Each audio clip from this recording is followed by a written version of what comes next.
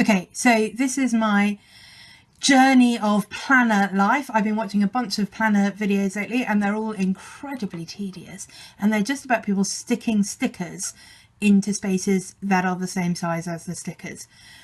So I thought I would just do a little video on how I actually plan my life and how that's changed over the last 18 months.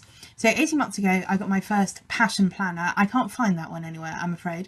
But I used it and it was great.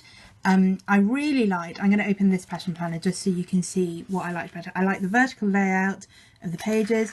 I particularly like, let's see if we can just show this bit, you get a personal to-do list and a work to-do list separately on the page, and those are divided into sections for top priority, priority and errands. So you get plenty of space to write those to-do lists, and I really liked being able to separate out things that were work, things that were personal. You get a good space for notes down here, and you get a little space at the top of each page, which I've put a line through here for various reasons, where you can put what you want to focus on that day and also what you want to focus on that week. So I really liked that sort of weekly layout page. Things that I never did in the Passion Planner were this whole monthly reflection stuff, and in particular, I just couldn't, my life just doesn't work in terms of my passion roadmap. I don't have lifetime goals and 3-year goals. I don't even really have 3-month goals. So I never really did all of that. But I did like, as I say, those kind of weekly layouts with the vertical list and the to-do list. But what happened was, I used my passion planner for about a year. It nearly got to the end and I suddenly realised, oh, there's a month to go, must order a new one. So I ordered a new one, which is this one. It's very pretty on the front, but this one is undated, and I have to say I did slightly struggle with it. I thought it would be fine, but it did irritate me quite a lot having to write the dates in, and I would always be, you know, planning something months in advance and realise the dates weren't there. And also the monthly pages are separate from the weekly pages, so you're kind of always having to flip back and forwards through the whole thing. So I didn't really love that. I did love that this has much paler printing in it. The original one I had was, this was all black and it was quite in your face, and I quite like this one, which was just much grayer and much easier to kind of write around. But I did like it and I was using it, and then, and it's all Natalie's fault, I'm going to put a link to her blog post at the bottom of this. She blogged about how she was using a modified version of the bullet journal, and I'd looked at bullet journaling before and just thought, gosh, that's way too complicated, I'm never going to do that. But Natalie made it look like, oh, actually this is something I could make work for me. So I got an orange Leuchtterm A5 dotted notebook, and the thing I love about this is you get an index page at the beginning, and you get, I don't know if you can see that, numbered pages all the way through. So it's really easy to make it work as a notebook. You can always find the things that you're looking for. So I started off doing some actual sort of bullet journaling kind of things, daily habits. You can see I filled that in for 2 days total. Oh no, 3 actually, if you go a bit further down. I did do one more later on. So that was pretty useless for me. Lists, work tasks, prayer lists, craft projects, sewing projects. You know, I got really into this. I had gratitude, obviously you can see I did that again for 1 day. Ideas for things, some writing that I was doing, gardening lists and so on. So I did do all of those kind of list things, and some of that was helpful and some of it, as you can see, I never really went back to. This is how it ended up working for me in a really good way. So let me find a page where I've got this, where I worked it out. Here we are. So this is how I ended up doing. I ended up printing out several of these weekly checklists, and these are lists which have things which I have to do every week divided into the different days I need to do them. Some of those things I only have to do once a fortnight, and that's fabulous because then I can just cross it off without doing anything. But I found that really helpful to me because I didn't want to keep writing those in my to-do list every week. But on the other hand, if I didn't have them written down, I would forget what to do. And I just found it quite helpful if I've got days where I've got nothing on, to kind of think, oh, where do I start? What do I need to do? And I'd be like, well, at least I can start by doing these. And by the time I'd done all that, I would sort of have got my head into what I actually need to be doing for the rest of the day. And similarly, if I had a really busy day and I just had, you know, sort of half an hour here and there, I could look at those and say, right, this is what will be useful to do with that time. So I really like those weekly checklists. And then on the other side, I would have more general lists. So I would write the beginning of the week, and I would basically just do one of these a week: a to-do list, this week list, which those tended to be personal stuff, and this tends to be work stuff, and then little things which might be work or personal. There might be errands or whatever, and those headings change slightly every week. So I do have some planner stickers. I don't have many, but I do have these.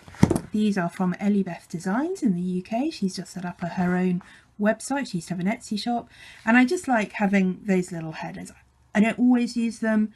I don't use them in the way they're meant to be used in your planner, but sometimes it's just quite fun to have something to stick in and separate out the different things I'm doing. And what I really like about doing this in my notebook rather than in the planner is that there's just more space. There's more space to add things. You can see I've made some little notes here about, I think this is an idea for a book that I was writing actually, and somebody's postcode. I have no idea who that is. I'll just hide that in case. Please don't go there and hang out and I don't really, yeah, anyway. But also then, it's in with notes. This was a conference that I was at, and I had this that I could just take notes at, or reference group meeting that I was at. There's another weekly checklist and a to-do list, so it's all just there. But it's easy to find and it's easy to work through. You can see this one, I got quite into putting stickers in. I got some little balls of wool and some crochet hooks there. But I don't always put stickers in. Sometimes it's just nice to have your notebook with you to doodle in a really boring meeting.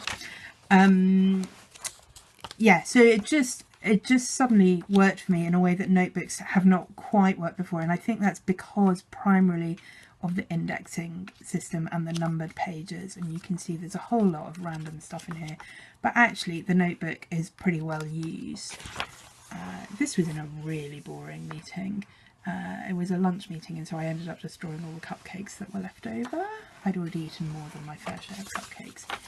So what I found was, when I was really getting into using the notebook properly as a notebook, I didn't really find that I needed all the space in the Passion Planner. So you can see these are some quite full weeks, but there's a lot of really quite empty weeks. And all I'm basically writing in is the meetings that I've got. And I'm not really using these spaces at the bottom at all. So next step was new journal. So the old one was affectionately known by me as the Orange Book of All Truth. This one has got a label on it telling you that it is the Pink Book of All Truth. And I decided that actually I didn't really need to be carrying around two A5, chunky notebooks that, together they're quite heavy and they're quite chunky. So if I'm not using that, and I am using this, what I wanted was a smaller diary that basically I would just use as a diary, and just have a smaller space for notes and things in case I didn't want to always carry the Pink Book of All Truth with me. So this is what I now have, and I'm quite excited about this. This is a Marks Storage It Planner, 2016 to 2017. So it will go all the way to the end of December 2017, or I could decide in September that I want a new academic year one or whatever. Now the thing that's special about the Marks Storage It diary is this pocket at the front, which you can store things in. That's why it's called a storage diary. So I've just shut it instead of opening it. Now this is only an A6 size, so you can't store a whole lot of stuff in there, but I can see it being useful for storing train tickets or receipts or something like that. It also means that the whole thing's very customizable. You can take, this is just a paper cover, which you can take off completely and replace or decorate or colour.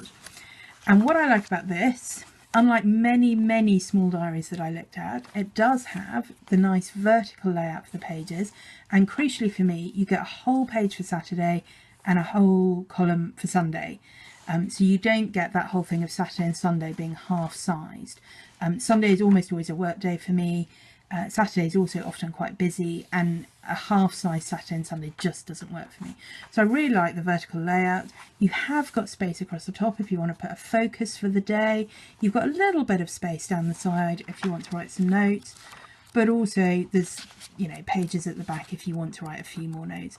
There's some quite helpful things in here if ever you need, you know, a subway map of Tokyo. I'll be the person to call. There's a place to write a few addresses, phone codes, all the sort of usual stuff that you might get in a diary. There's also, I like very much the year plan here, January to December. And I do have a plan for 2017 that I want to plan out my annual leave a whole lot better than I did this year. And I think that will be a really useful page actually for doing that. So that's where I'm at the moment. I'm going to have my little purple planner and my pink book of all truth, and that's what's going to keep me organised.